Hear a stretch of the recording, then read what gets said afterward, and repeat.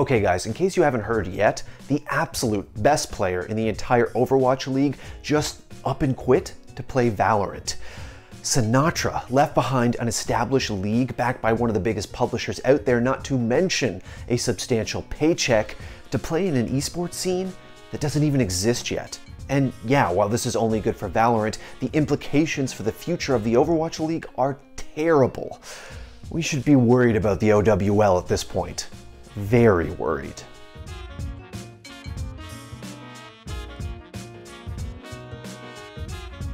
Alright guys, before we go any further, don't forget, if you haven't subscribed to theScore Esports YouTube channel yet, what are you waiting for? We produce content each and every day, 6 to 7 days a week, 365, COVID or no COVID. So go ahead and click that bell. Okay, so Sinatraa, real name J1. I'm willing to bet, even if you don't give a damn about the Overwatch League, you might have heard of this guy. Last year, he demolished the Overwatch League with his team, the San Francisco Shock, and took home the MVP for the entire season.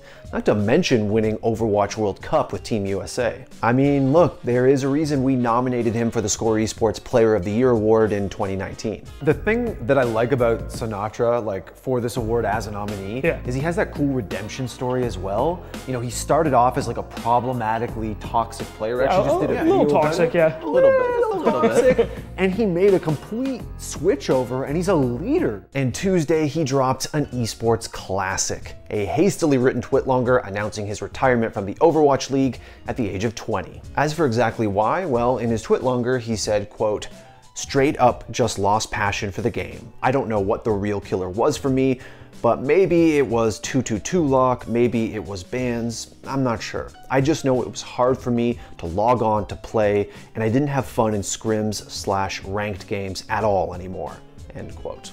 I think like when 222 came out, it definitely killed it for me. Cause like the queue times are like hours long. I couldn't fucking play a hero I wanted sometimes. Like everything just sucked about it. And then banning like hero, dude, that shit is so annoying. Like I like having one meta in, like for a little bit, at least like a month or something, and then figuring it out and then like getting or like perfecting it. But like right now the meta's changing every fucking week. That's like too much. Anyways, just hours after announcing that he was retiring from Overwatch League, it became official. He was joining Sentinels as part of their Valorant team. A team, by the way, that might just be the weirdest lineup of misfit FPS players I've ever seen. I mean, you've got the best Overwatch player in the world, paired with an Apex Legends competitor, a veteran CSGO opper in the form of Shazam, and a young CSGO player Sick who's been up and down with rosters like Misfits and Complexity. It's an ambitious crossover. But let's get back to the Sinatraa news. This is just so bad for the OWL. I mean, they just lost the Michael Jordan of their league to a game in closed beta. A game that right now has basically no esports scene to speak of and won't have a legitimate, organized league structure for some time to come. In fact, Riot Games has overtly stated that they don't want to jump into a fully franchised league like OWL did. They want to let the scene develop organically with third-party tournaments, kind of like what they did with League of Legends in the early days. The stability of the Overwatch League, the infrastructure of a team operated by an NBA owner, and the juicy paycheck that Sinatraa was pulling down, none of it could keep this kid from jumping ship. And it's not just that Sinatraa is the best in the game either. The other thing that makes him so valuable is that he is a marketable star. And God knows the OWL struggled to create the kind of stars that sell jerseys, put butts in seats, and, key here guys, make lifelong fans. But Sinatraa was that guy. He had a great story going from a toxic kid to a polished star. He had a popular clothing line that sold out. He was on Jimmy Fallon representing the brand. You get the idea. Congratulations, guys. I appreciate it. Thank you so much for coming on. Thank you. Jay Sinatraa won, and Matthew Super Delisi. And look guys, one superstar coming or going is not going to make or break an esport or an esports league. But if you've ever heard the expression canary in a coal mine, well, this is one. The latest of many. Over the last year or so, there's just been so many cracks appearing in the OWL, from allegations of view-botting to talk of declining viewership on YouTube, to the departure of Nate Nanzer for Fortnite, to the mass exodus of talent we saw at the beginning of the year.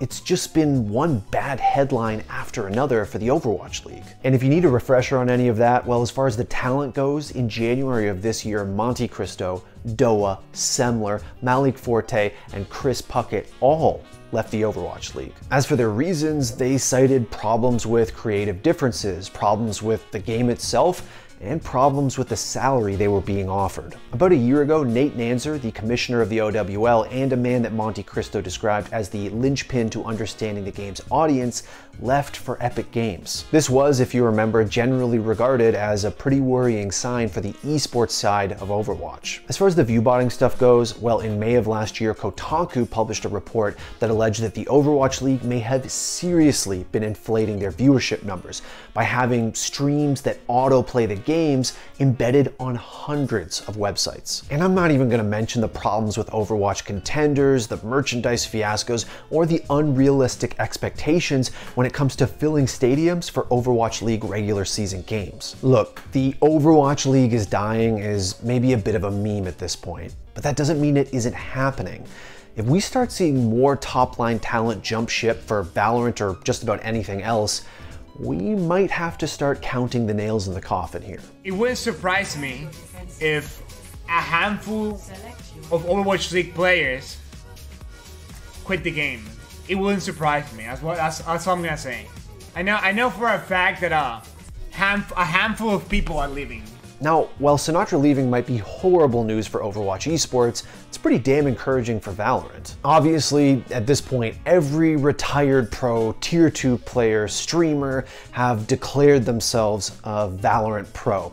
But there's a big difference between all of that and the best Overwatch player in the world. I mean, with all due respect to all of those legitimately talented and very determined CSGO pros who are trying to make a go of it in Valorant, the reality is we probably won't be talking much about them come 2 years when the Valorant esports scene really gets going. I've said it in a past video, but the future of the Valorant esports scene are not gonna be retired CSGO players, guys.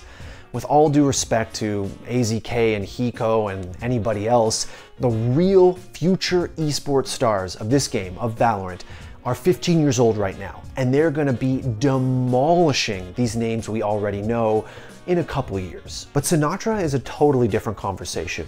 He's at the top of his game, the peak of his prowess, and he did used to play Counter-Strike, so we know he has the ability to transition games successfully. He's also a DPS player, known for his aim, his movement, and his communication. So if he wants to hit the reset button at age 20, he can probably do it and still be successful. And what an unprecedented transition that would be. Can you imagine the very best player in one major esports transitioning and becoming potentially among the very best players in another major esport? It's like if Faker went to Dota, or if Simple decided he wanted to compete in Rainbow Six Siege. It's like if Michael Jordan played baseball, but was actually good at it. Obviously at this point, we don't know just how successful Sinatra's move will be, but I do know one thing. He is better positioned than just about anyone I can think of to make the Valorant Pro meme a reality. I've got some Shadow comics. I don't know if you know the Shadow. He's a pulp hero from like the 30s and the 20s, kind of like a proto-Batman, but with guns. Interesting story about the Phantom movie. I went to see it in theaters when I was a kid, right? And when you, I guess maybe it was opening weekend or something, but they had some promotion where you got a Phantom ring. He has this skull ring with powers. It's really cool. And you got a Phantom ring. And as a kid, I got the ring in the movie theater, put it on, watched the movie, and I couldn't get it off my finger. Couldn't get it off. My finger turned like blue, and I had to go to the hospital, and they had to put like some industrial strength lube on it to get it off. And they threw out the ring. I didn't even get to keep the magic Phantom ring. It's disappointing.